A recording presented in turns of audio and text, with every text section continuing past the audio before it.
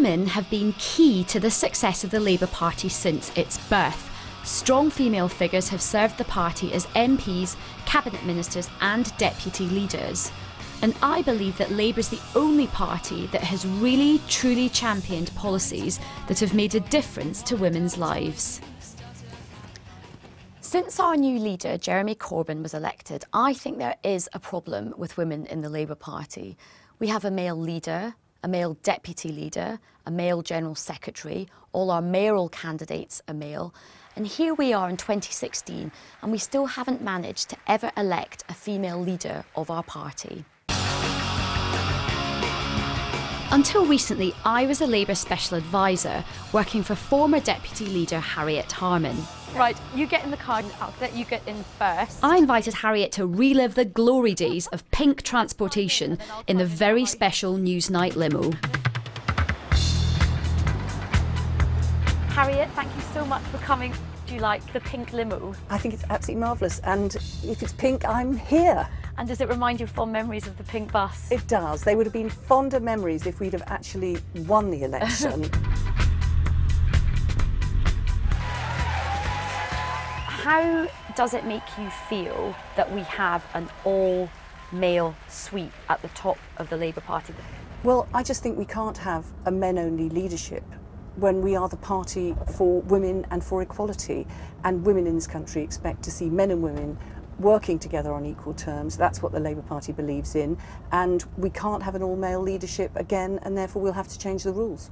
So you would like to see the rules changed? Yes, to stop there being an all-male leadership. And in terms of your advice or your hope for the women in the PLP and the many women in the shadow cabinet, we shouldn't overlook the fact that we have 50-50 in the shadow cabinet.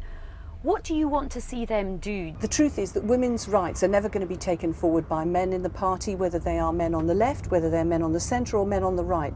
The truth is it's women in the party, Labour women, that will take forward women's rights. And even though we haven't got any women in the top leadership, that makes it even more important for them to put themselves forward and, you know, be proponents for women in this country. One of the party's new MPs, Jess Phillips, aims to do just that. But she's concerned that others aren't putting up enough of a fight. I thought we'd sort of do old Labour beer and sandwiches. What do you think? Thanks very much. Nice. Looks good. Do you think the culture within the Labour Party has changed? Do you think it has become more misogynistic?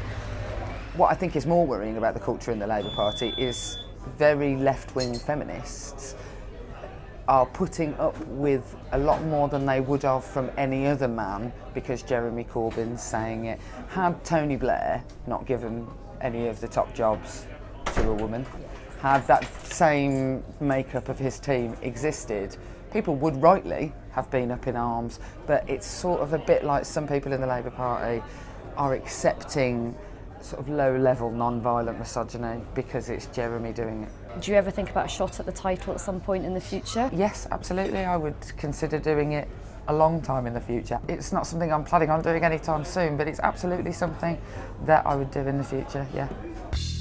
Over the summer, 6 great women went for the leader and deputy roles, and none were successful. The current Labour shadow cabinet does have more women than men, which is to be welcomed. The shadow Women and Equalities Minister is Kate Green. She's been looking at what can be done to make sure we don't ever again have an all-male team. It's no discredit whatsoever to Jeremy or to Tom or to Sadiq, who fought up a very, very fair campaign and won, that we ended up with an all-male lineup. But I'll tell you what it made me feel instantly, and I think many, many other women like me, once and for all now, we have to make sure this can never happen again. There's another potential problem looming for Labour women in Westminster: the forthcoming changes to constituency boundaries, which would reduce the party's number of seats. This is likely to create a battle for the ones that remain. The chair of the Women's Parliamentary Labour Party, Dawn Butler, believes that those held by women should be protected. With these boundary changes, it will be a fight, literally a fight. And my fear is that women will be picked off. And so that's a really big fear for me. So I've written to the leader and the deputy leader, because Tom is doing the review on how the party structures work, etc. And so Yes, absolutely, and it's a huge worry for me.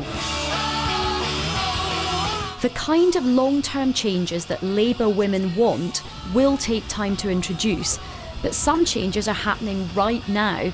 Tonight, it's all about the reshuffle. My strong advice to Jeremy is if you want to shake things up for the better, make sure that women get some of those top positions in the shadow cabinet. It cannot just be jobs for the boys.